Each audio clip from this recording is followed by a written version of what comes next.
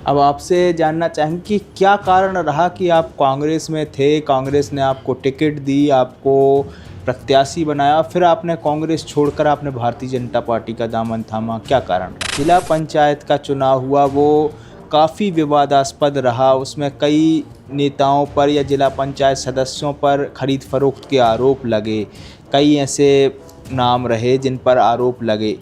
तो उसको कैसे देखते हैं आप कि आपके चुनाव के दौरान कई ऐसे नाम रहे जिनके नाम ओपन हुए कि वो जिला पंचायत में उनके वोटें खरीदने के लिए पैसे की बोली लगाई गई और उनको पैसे दिए भी गए, इसके प्रमाण भी सामने आए, वीडियो भी वायरल हुए, ऑडियो भी वायरल हुए। अगर किसी भी नेता के ऊपर प्रश्न चिन्ह लगाए जाते हैं मीडिया के द्वारा, तो उसको उस व्यक्ति की विरोध के रूप में देखा जाता है कि उसकी उससे व्यक्तिगत बुराई मानी जाती है।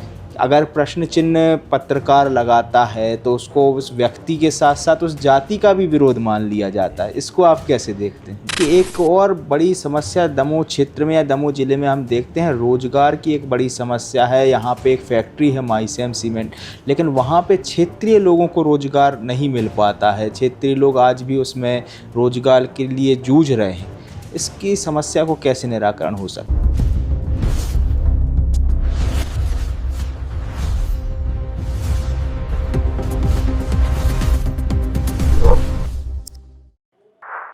नो फिकर के कार्यक्रम हम क्यों ना पूछे में आप सभी का स्वागत है। आज हमारे साथ हैं एक ऐसी महिला जिन्होंने जनपद पंचायत पथरिया से लेकर के जिला पंचायत दमोह तक का सफ़र तय किया है। आज जिला पंचायत दमोह की अध्यक्ष हैं और हमारे साथ उनके पति और उनके प्रतिनिधि और सहकारी बैंक के पूर्व अध्यक्ष गौरव पटेल जी हैं। हमारे साथ आज हम बात करेंगे रंजीता गौरव पटेल और गौरव पटेल जी के साथ। आपका हमारे कार्यक्रम में स्वागत है। आपका भी बहुत बहुत धन्यवाद राजा भाई, जो आपने हमें इस कार्यक्रम में आमंत्रित किया। आप लोगों से सबसे पहले गौरव भैया आपसे शुरू करते हैं कि आपने जो राजनीति सफ़र की शुरुआत की, आप एक छोटे से गांव से आते हैं पथरिया विधानसभा के, तो शुरुआत कैसे हुई आपकी राजनीति में? चूँकि पारिवारिक बैकग्राउंड हमारा राजनीतिक था, हम लोगों का पहले विज़न नहीं था, पहले यही था कि कोई व्यवसाय करेंगे, लेकिन अनफॉर्चुनेटली हमारे फादर की जो डेथ हो गई समय से पूर्व, लेकिन जो उनकी लोग थे जिनको वो मदद करते थे, जिनको कहीं न कहीं लाभ शासन की योजनाओं का दिलाते थे, वो धीरे-धीरे कहीं न कहीं मुझसे आशा करने लगे और फिर ना चाहते हुए भी हमें इस राजनीतिक क्षेत्र में आना पड़ा। और फिर जब आए तो फिर लोगों का इतना प्यार और स्नेह मिला कि अब इसमें और काम करने में मन भी लगने लगा हमारा। अब उसके बाद आपसे जानना चाहेंगे कि सबसे कई लोग इस बारे में नहीं जानते हैं आप लोगों की शादी के बारे में, शादी कैसे हुई उसके विषय में जानना चाहेंगे कि जोड़ी के विषय में तो काफ़ी लोग जानते हैं, राजनीतिक पृष्ठभूमि में चर्चित भी है जोड़ी, दोनों सक्रिय हैं, लेकिन शादी कैसे हुई उसके बारे में जानना चाहेंगे?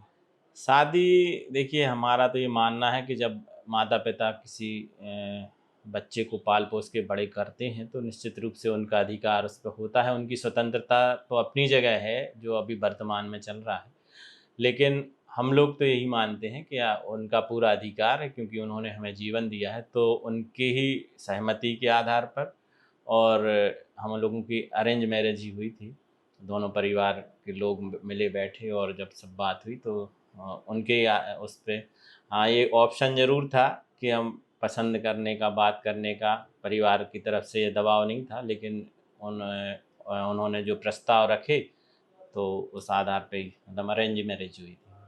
भाभी अब आपसे जानना चाहेंगे कि राजनीति में शुरुआत आपकी कैसे हुई? आपने राजनीतिक सफ़र की शुरुआत कैसे की? मैं मायके से मेरे दादाजी ने राजनीति की थी, लेकिन जब मैं ससुराल आई तो यहाँ मेरा कोई मोटिव नहीं था कि मैं राजनीति करूँ। मैंने भी अपने ससुर जी से कहा कि मुझे एमसीए करना है, जो उन्होंने बहुत अच्छे से परमिशन दे दी कि जो तुम्हें करना हो वो कर लो तुम। लेकिन फिर मैंने लॉ किया यहाँ। लॉ के बाद मेरी बिटिया की प्रेगनेंसी आई मुझे। फिर उसके बाद मुझे वहाँ गाँव के लोगों ने उप सरपंच बनाया। उप सरपंच बनाने के बाद मुझे वहाँ मंडी सदस्य बनाया निर्विरोध। और फिर मैं जनपद सदस्य बनी, इसके तहत जनपद अध्यक्ष बनी, फिर जिला पंचायत सदस्य बनी और आज मैं अपनी क्षेत्र की जनता का प्यार और विश्वास जो मुझे आज मैंने जिला पंचायत अध्यक्ष हूँ। तो जैसे आपको कितना सपोर्ट मिलता है गौरव भैया का? गौरव भैया जैसे कि कई बार हमने ये देखा है, फ़िल्मों में भी देखा है कि अगर पत्नी आगे पद में पहुँच जाती है तो पति या फिर परिवार को बुरा लगने लगता है। कितना सपोर्ट आपको मिलता है गौरव भैया से? मुझे इनका पूरा फुल सपोर्ट मिलता है, क्योंकि इनके ही सपोर्ट से मैं धीरे-धीरे सीढ़ियाँ जो चढ़ती आई हूँ, और मुझे फैमिली का भी बहुत सपोर्ट मिला। मेरे देवर, मेरी सासू माँ भी बहुत सपोर्टिंग नेचर की हैं, क्योंकि जब मैं जनपद अध्यक्ष बनी थी तो मेरा बेटा 9 महीने का था। तो अब आप समझ सकते हैं कि छोटे बच्चे को सँभालना और उसकी केयर करना कितना मुश्किल होता है। लेकिन मुझे परिवार का और गौरव जी का पूरा सपोर्ट मिला, जिससे मैं अपने राजनैतिक करियर में आगे बढ़ती चली गई। अब आपसे गौरव भैया जानना चाहेंगे कि जैसे कि चुनाव आपने पथरिया विधानसभा से लड़ा विधायक के लिए और चुनाव लड़ने में परिणाम आपके पक्ष में नहीं आए। लेकिन उसके बाद आपने कमबैक किया, अपने परिवार ने आपने कमबैक किया, तो कितना कठिन रहा वो दौर? देखिए हम अपने अगर वेदों पुराणों में या ईश्वर को मानने वाले जो लोग हैं, निश्चित रूप से वो संघर्ष की राह पर चलते हैं। और कहीं न कहीं अगर हम राम के या कृष्ण के जीवन को देखेंगे या जो हमारे संत हैं उनके जीवन को देखेंगे, तो वो विलासिता, भोग विलासिता को छोड़कर, चाहे अब महावीर स्वामी की, सिद्धार्थ जी की बात करें, सभी बौद्ध धर्म की, तो संघर्ष उन्होंने किया है और यही वो हम लोगों को सिखा के गए हैं। मैं सभी लोगों से मैं भी अपील करता हूँ कि जब आप उद्देश्य बना लेते हैं, तो हो सकता है फर्स्ट बार में सफलता ना मिले, लेकिन धीरे-धीरे जब आपका संघर्ष अच्छा होता है, तो सफलता आपके कदम चूमती है। तो निराशा ज़रूर आई थी, जब परिणाम हमारे अनुरूप नहीं आया, और लेकिन कुछ दिनों के बाद सभी जो हमारे मित्र मंडली है उन सभी ने बोला कि नहीं, हमें फिर से पुनः से प्रयास करना चाहिए, और जनता के बीच में गए, उन्हें सुना, उनका स्नेह प्यार मिला, तो दोबारा से कमबैक हमारा फिर से हो गया। और निश्चित रूप से मैं अन्य लोगों को भी मैं यही बताना चाहता हूँ कि अपना विज़न क्लियर रखना चाहिए और संघर्ष अगर आप करेंगे तो सफलता निश्चित रूप से मिलेगी। अब आपसे जानना चाहेंगे कि क्या कारण रहा कि आप कांग्रेस में थे, कांग्रेस ने आपको टिकट दी, आपको प्रत्याशी बनाया, फिर आपने कांग्रेस छोड़कर आपने भारतीय जनता पार्टी का दामन थामा, क्या कारण रहा? देखिए, कहीं न कहीं जो नीतियाँ हैं, वो मन में एक कभी न कभी एक वो उबाल लाती थीं कि कांग्रेस की जो नीतियाँ हैं, पूर्व में भले उनकी अच्छी नीति रही होंगी, लेकिन जो वर्तमान उनका नेतृत्व है, तो कहीं न कहीं वो आम जनहितैषी नीतियाँ नहीं थी। और धर्म विरोधी जो उनके बयान हैं, उनके वक्तव्य हैं, तो मन में कहीं न कहीं एक, चूँकि हम लोग एक सनातन संस्कृति से जुड़े हुए लोग हैं, और मन में मेरे पास तो ऑफ़र था कि आप लोकसभा चुनाव लड़िए, और मैं चाहता तो टिकट भी आसानी से पार्टी दे रही थी, खूब उन्होंने प्रयास भी किया, मनाया, लेकिन मुझे कहीं न कहीं जम नहीं रहा था कि इस प्रकार के जो उनकी दिशाहीन धीरे-धीरे जो पार्टी होती जा रही है। और एक और सबसे बड़ी कमी थी कि अपने लोगों की टाँग खींचना। उसमें कांग्रेस पार्टी में संगठन के जो लोग हैं, तो ऊपर से उनके ऊपर कोई दबाव, कोई वो नहीं रहता कि अगर किसी ने कोई संगठन के विरोध में, पार्टी विरोधी गतिविधियों में भाग लिया है, तो उनको और ओबलाइज़ किया जाता है, उनको और ये नहीं किया जाता कि आप को पनिश किया जाए। तो जब तक आपका पूरा संगठन मिलकर आपको चुनाव नहीं लड़ाएगा, क्योंकि चेहरा प्रत्याशी का ज़रूर होता है, कहीं न कहीं पार्टी चुनाव लड़ती है। और भाजपा में मैंने देखा है तो संगठन में कितना भी आपस में टिकट माँगने की, पद माँगने की सभी की वो लालसा रहती है और हक अधिकार भी है। लेकिन जब एक चुनाव ऊपर से किसी के लिए हो जाता है, तो फिर वो सब लोग मिलकर काम करते हैं।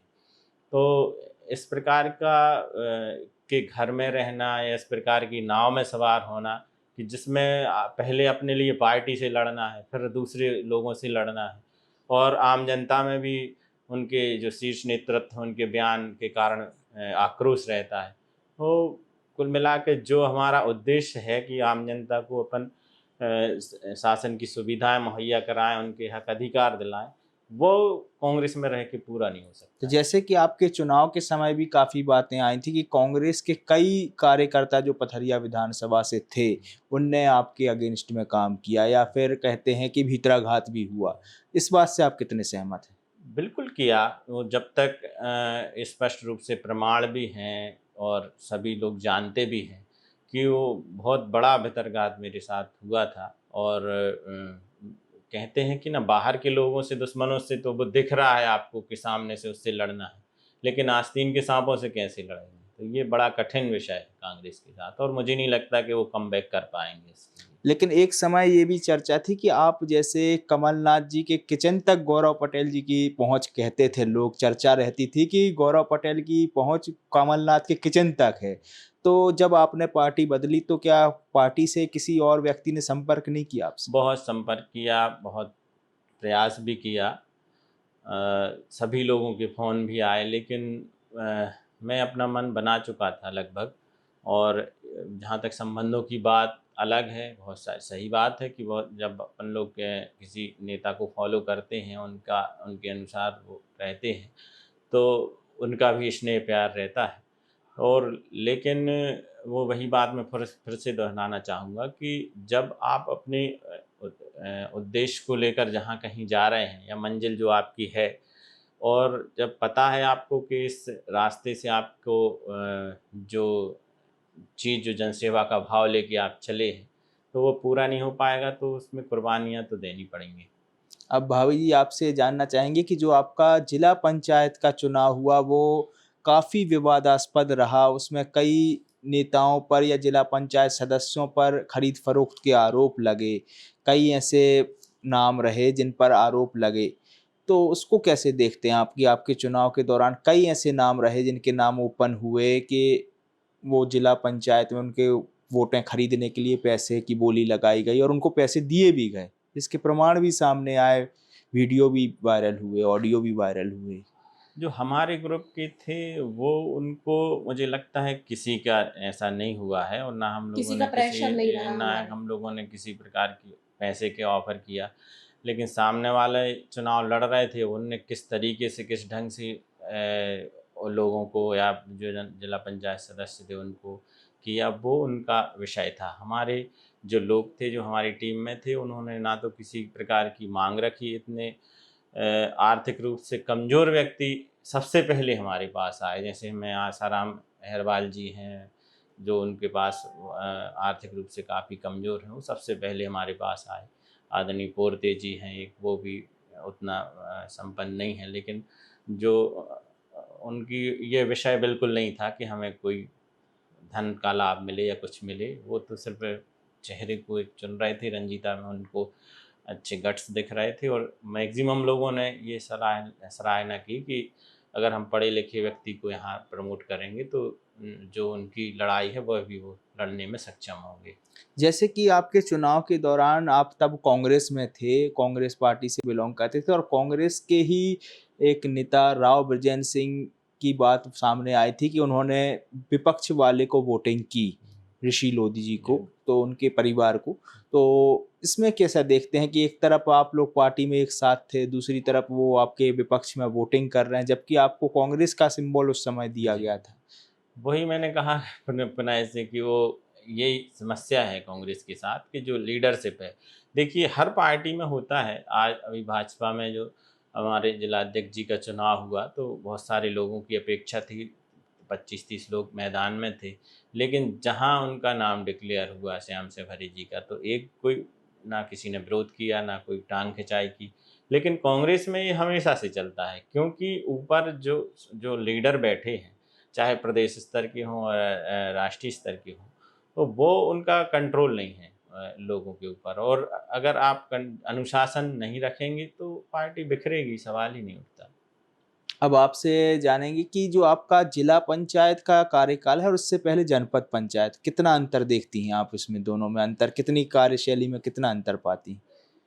देखिए, ये त्रिस्तरीय पंचायती राज है, जिसमें सबसे पहले आती है सरपंच, फिर जनपद अध्यक्ष और जिला पंचायत अध्यक्ष। जब मैं ब्लॉक में थी, जनपद अध्यक्ष थी, तो लिमिटेड एरिया था। 62 पंचायतें थी। लेकिन अभी जब मैं ज़िले में बैठी हूँ तो 4 विधानसभाएँ हैं और आप सभी सोशल मीडिया के माध्यम से और जनसंपर्क के माध्यम से ये देख रहे हैं कि मैं हर जगह दौड़ती हूँ, हर जगह जाती हूँ। तो मेरा ये है कि अपन जितने लोगों से मिलेंगे और जितनों की सहायता करेंगे, तो कहीं न कहीं ये एक ईश्वरीय वरदान भी रहता है कि हम सबसे जुड़ रहे हैं और सबकी जो आशाएँ हैं हमसे, वो पूरी करने का हमें मौका मिलता है। जनपद का मेरा उसका कार्यकाल रहा है वो भी बहुत अच्छा रहा। मैं 7 साल जनपद अध्यक्ष रही।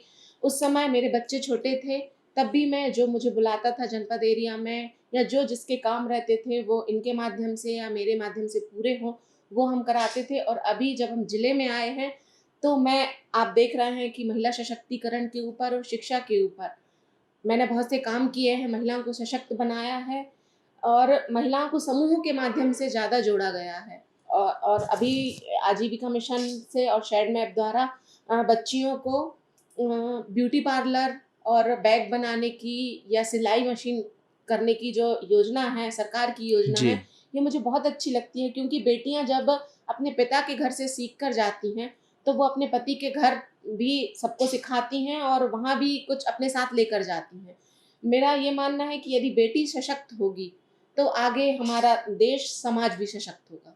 तो अब आपसे जैसे कि आप महिला हैं, महिला अध्यक्ष है, महिला ही उपाध्यक्ष है। तो राजनीति में महिलाओं की स्थिति को आप कैसे देखती हैं? कितना आप कंफर्टेबल रहती हैं कि महिलाएँ राजनीति में आ रही हैं, महिलाओं के लिए अब आरक्षण भी मिल रहा है, सीटें भी आरक्षित हैं। तो क्या आप पुरुषों वाले समाज में हमारे यहाँ पे आप कितना वहाँ पे कॉम्पीट करने में कितना कंफर्टेबल रहती? देखिए, कहते हैं स्त्री मर्यादित हो, तो उसे कहीं आने-जाने में चाहे राजनीति करनी हो, चाहे घर सँभालना हो या कोई नौकरी करनी हो, यदि स्त्री मर्यादित है तो उसे कहीं भी खड़े होने में कोई उँगली नहीं उठा सकता। और मेरा ये मानना है और मेरे माता-पिता ने यही सिखाया है कि हमारा गहना है मर्यादित होना। जैसा कि आपने बताया कि हमारी सरकार आदरणीय मोदी जी और मोहन यादव जी का मैं बहुत-बहुत धन्यवाद देना चाहती हूँ कि उन्होंने 50% आरक्षण हम महिलाओं को दिया है और मैं ये पूरे दावे के साथ कह सकती हूँ कि उन्होंने जो आरक्षण दिया है और जो कमान उन्होंने हमारे सँभालने दी है ये पॉलिटिक्स की, राजनीति की, तो वो हम बखूबी निभाएँगे। और मुझे बहुत अच्छा लगता है कि जब मुझसे नीचे की महिलाएँ या मुझे महिलाएँ कहती हैं कि चलिए दीदी आपने ये कमान सँभाली और आप ये बहुत अच्छे से सँभाल सकती हैं।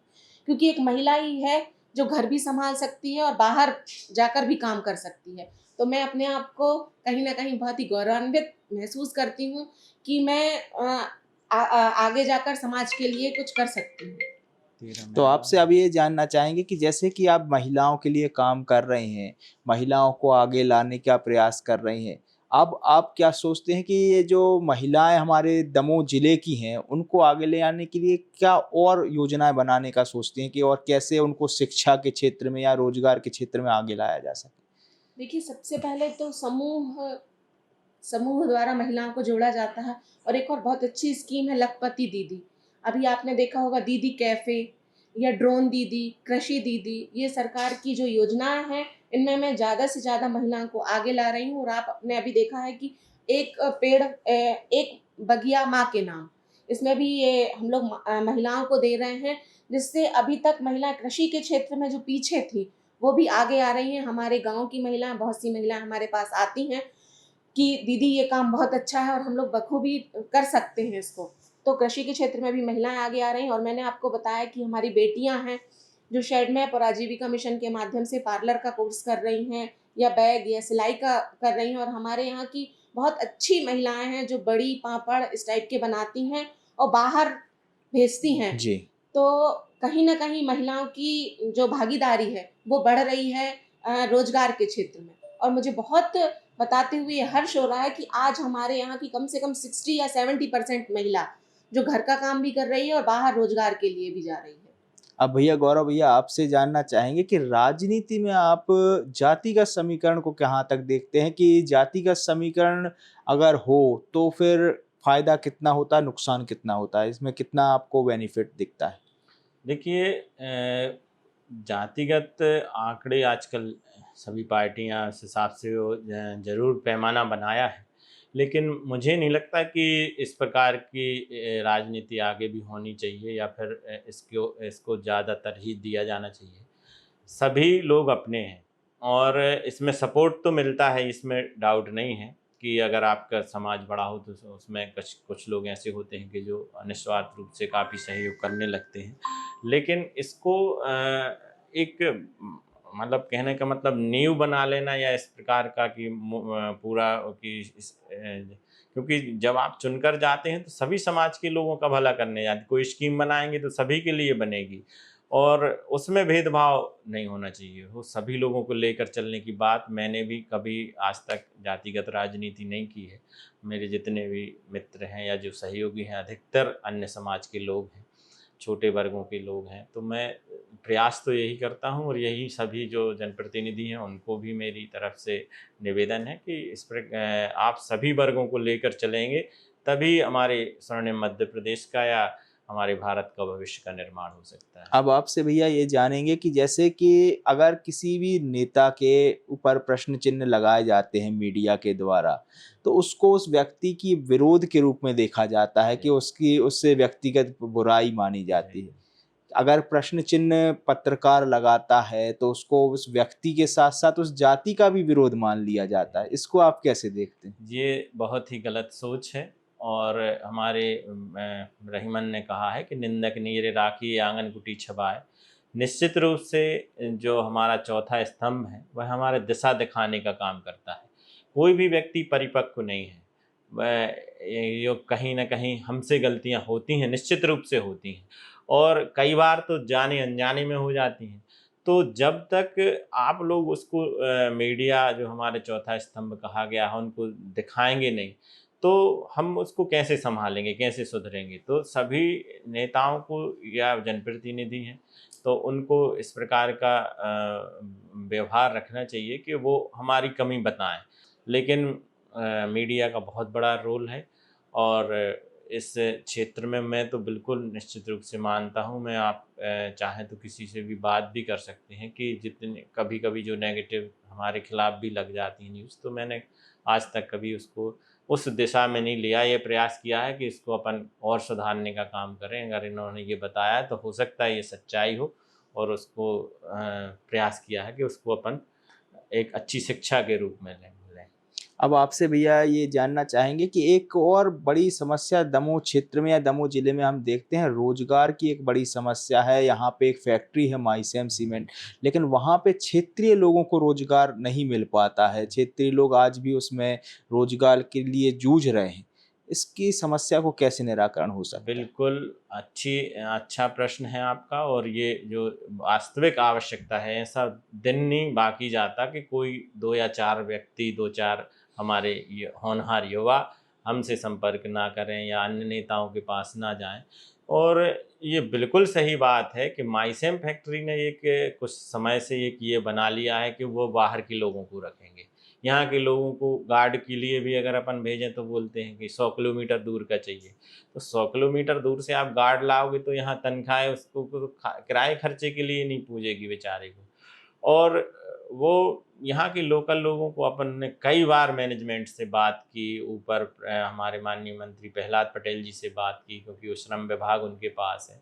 उन्होंने भी फ़ोन किया, बात की, लेकिन वो अभी स्थिति उनके यहाँ से कोई सुधरने का नाम नहीं ले रही है। वो तो बस बताएँगे कि नहीं, नहीं हमारे यहाँ इतना प्लेसमेंट है, इतना ये है, हमारे पास लिखित डाटा है। लेकिन जो नए लोग आ रहे हैं तो वो तो 80 से 90% तक बाहर के लोगों को रखते हैं और ये बड़ा हमारे क्षेत्र के साथ एक दुर्व्यवहार है कि जहाँ आप जो साधन संसाधन यहाँ के लोगों के उपयोग कर रहे हैं, ज़मीनें यहाँ के लोगों की खराब हो रही हैं, प्रदूषण यहाँ हो रहा है और रोज़गार आप अगर बाहर दें तो ये गलत बात है। हाँ, अगर कोई बड़ी इस तरह का कोई जॉब है, कोई बड़ी वो है तो आप उसको उस वे भले बाहर के लोगों को रखें, लेकिन जो मध्यम कैटेगरी के जॉब हैं या निम्न स्तर के हैं, उनको कम से कम हमारे लोगों को जो आर्थिक रूप से पिछड़े हैं, उनको यहाँ रखना चाहिए।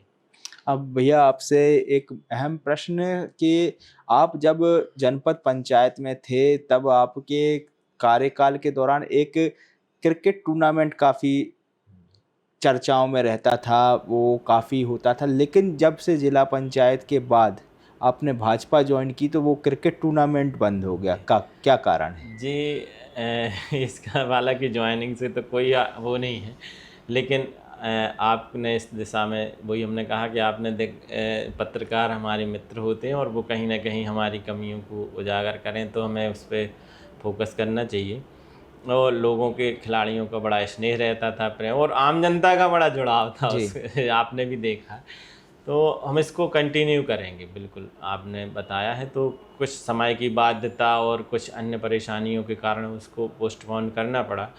वही थोड़ा बहुत हमें पहले आंशिक रूप से सहयोग माईसेम का मिल जाता था, उनने टोटल उसको बंद कर दिया। लेकिन खैर कोई वो बात नहीं, वो नहीं है।